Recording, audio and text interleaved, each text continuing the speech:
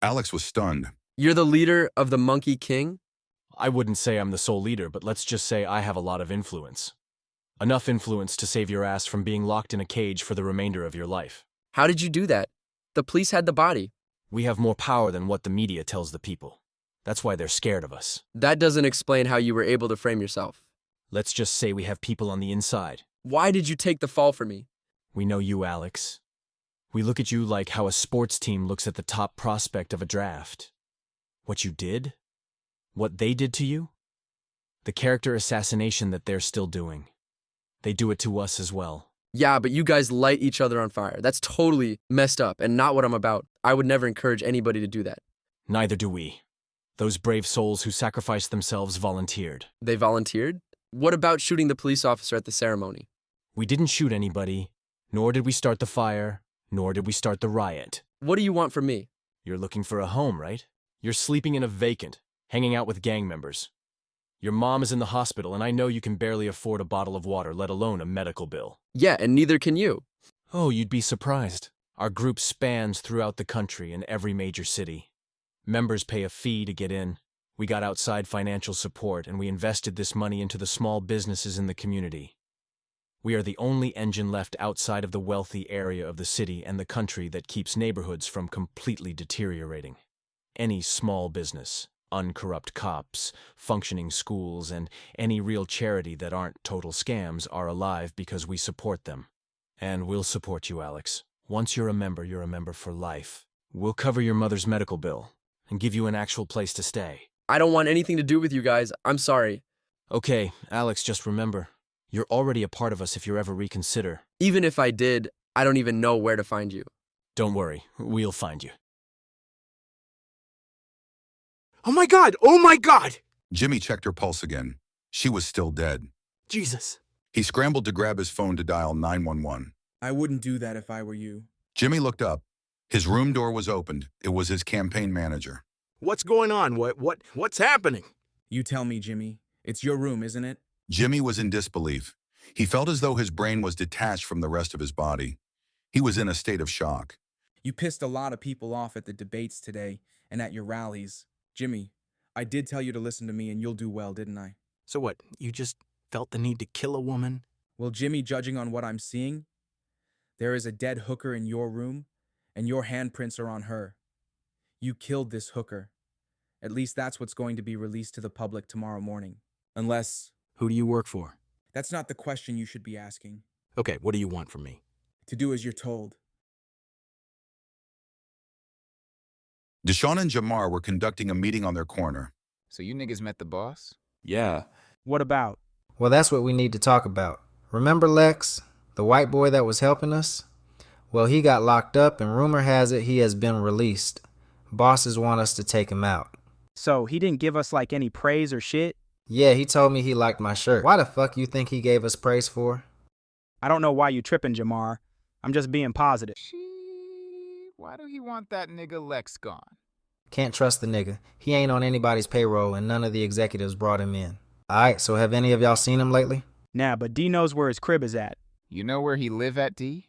Deshaun felt uncomfortable. The awkwardness of his crew staring at him with a sense of betrayal started to almost feel painful. I know where he sleeps. It's in some vacant somewhere. Shit. If you knew where he sleeps, how come you ain't put a cap in his white ass and get it over with? 'Cause he ain't there, which is why I need you niggas to help find this fool. DU and this boy were niggas. Shit, I heard you and Jamar even helped him ice the motherfucker down the road. Don't bring that up. What you mean? The boss ain't know about that shit. So? Nigga, if we kill some fucking regular citizen that he didn't know about, we'd be out this fucking joint fast. We be out this joint fast anyway if we ain't kill Lex. Fuck. Who would have thought a white boy that went to school on the north side ended up being the most hood nigga out of all us niggas here in these projects? Aight, when do we start hunting? All y'all stay here in this corner. Me and Jamar go and find him. Megan was waiting in a booth at a cafe.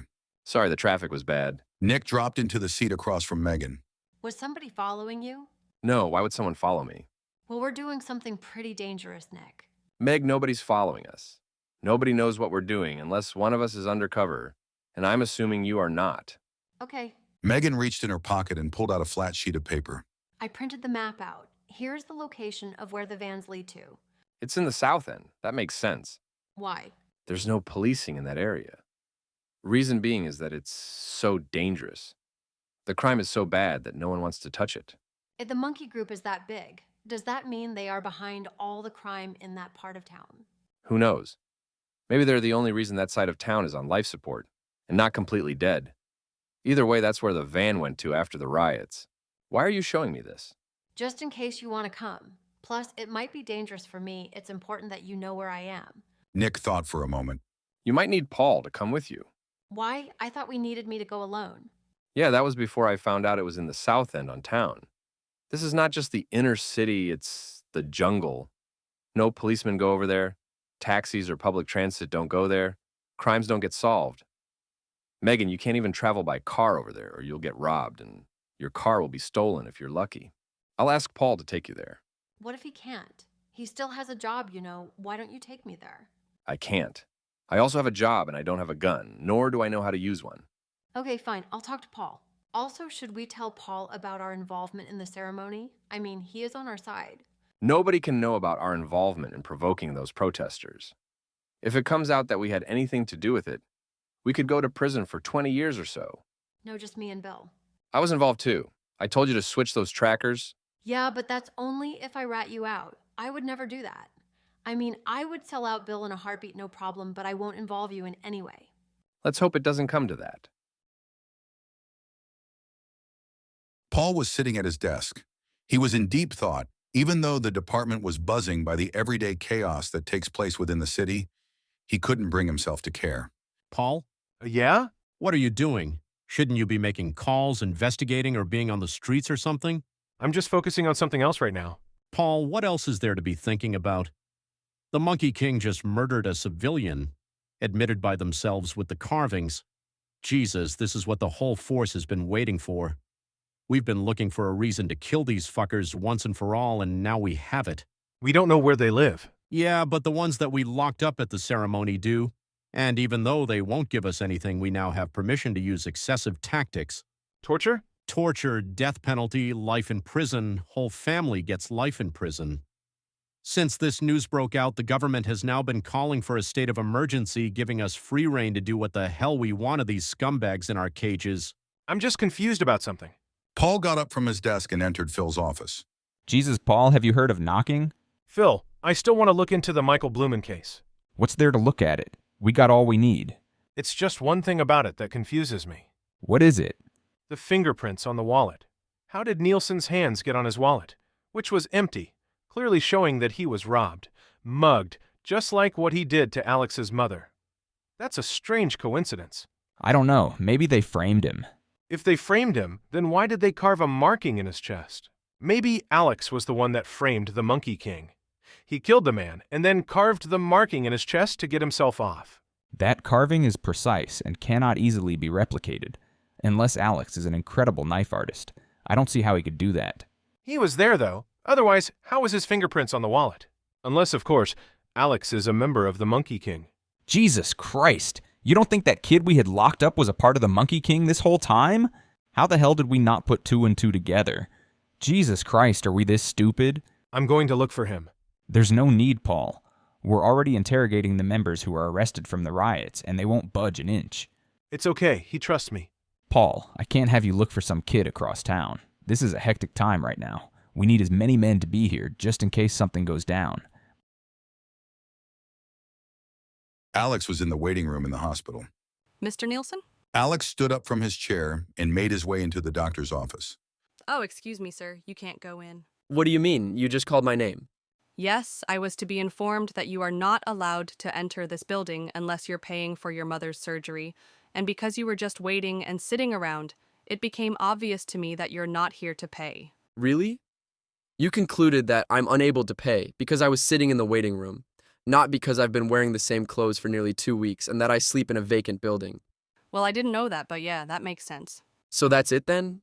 I'm sorry, sir. Alex left the hospital. Alex made his way to the vacant that he was staying in. What's up, Lex?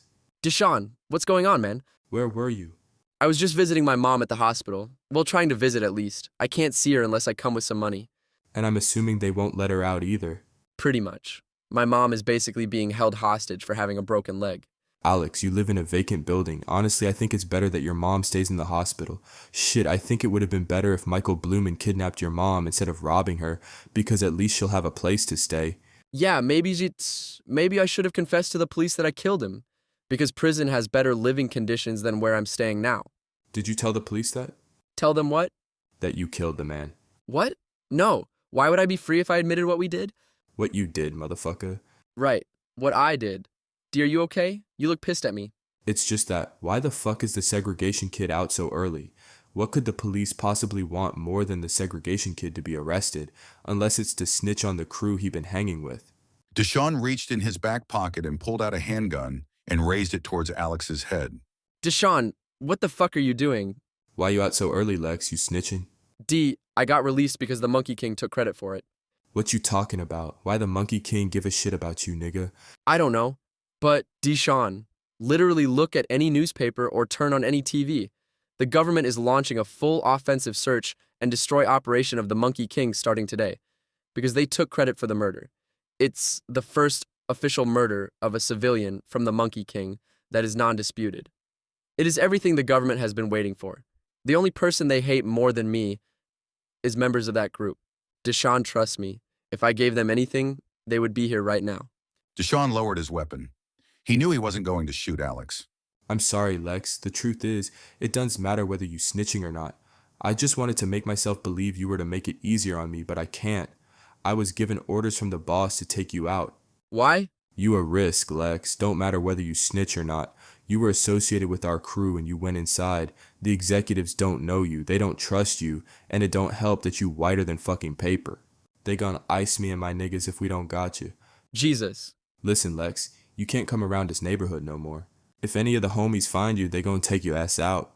If any word get to our bosses that you still alive, our asses are on the line, you feel? What do I do? Where do I go?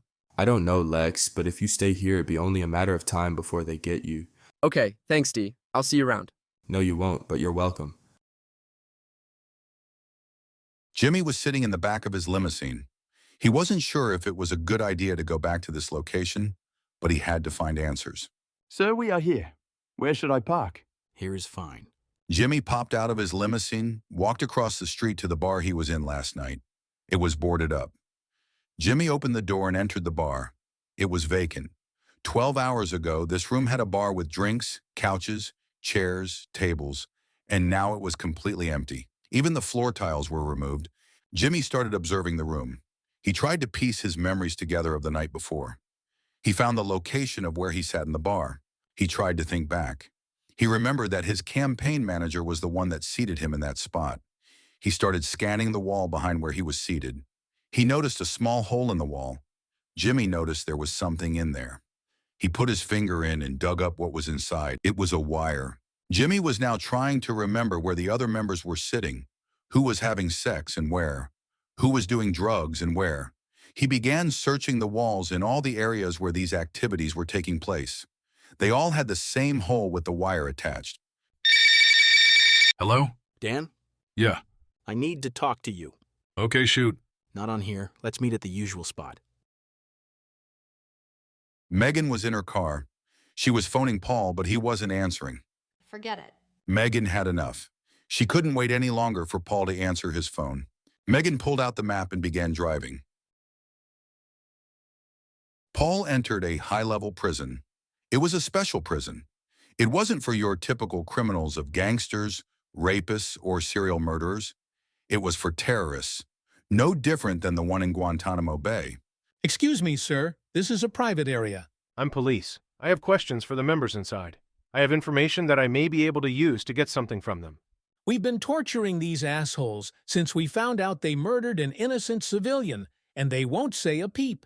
I have information that could help. Okay, fine. We'll pick an inmate for you to interrogate. Paul was being guided by security guards through the prison. The cells in which the Monkey King members were being held in were overflowed. Many members were sticking their faces through the bars just to get some room to breathe from being stuffed inside the small cages. Okay, just wait in here. Paul was escorted inside an interrogation room. He sat at one side of the table waiting for a member to come in. The door opened. It was a man, Caucasian, looked in his late 20s to early 30s. Despite not looking physically threatening, He was handcuffed with 2 security guards following behind him with their guns pointed towards the man. You got 5 minutes. The 2 guards exited the interrogation room, just leaving Paul and the convict. Okay, listen. I don't have a lot of time to explain everything, but I want to help you. And I know you've heard that same old bullshit, but I actually mean it. And when I say you, I don't mean you individually. I mean your group. I was there at that ceremony. I know what happened. It was a peaceful protest at first. Your group did nothing that gave me a reason to use excessive force. Even if I wanted to, I couldn't, because those bastards didn't even give me a gun or taser, just some shitty baton. But now, your group made a huge mistake. Because you killed that civilian, the people that I work for have an excuse to treat you guys like terrorists. Now, they will take that murder and run with it. They'll make that fucking scumbag Blumen into some sort of hero and you guys as the terrorist. They'll use their military to get you guys. Hear that? Military. Your group claims its goals is to resist the oppression of the government and bring positive change to the country and the world. But you don't realize who you're dealing with. These fuckers will gladly burn down the country if it means it destroys anyone who opposes them gets destroyed too. You should know by now that they don't give a shit about the citizens. And that's happening. Starting from today, they'll get private military groups and militias to go and drone strike areas of your part of town. They'll send their helicopters to rain bullets on all these houses where people live, just to make a statement that nothing is beneath them and nothing will stop them. So believe me, I understand why you won't give in to these guys torturing you, because if you give up your headquarters, well, then that's it for your group, but also that entire area of the city.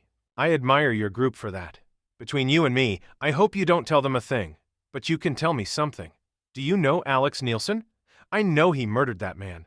Now, I don't know for sure if he's a member of your group, but even if he wasn't, that means that your group has eyes on him. Your group is interested in him. Your group knows where he is. I mean, it makes sense, doesn't it? He's the other representation of the unfair balance of this current society. That kid is used as a piece of propaganda that poor bastards like him shouldn't even be in the same area as the mighty rich and powerful. So tell me, sir, for the sake of the country, where is Alex Nielsen? The door swung open. Time is up.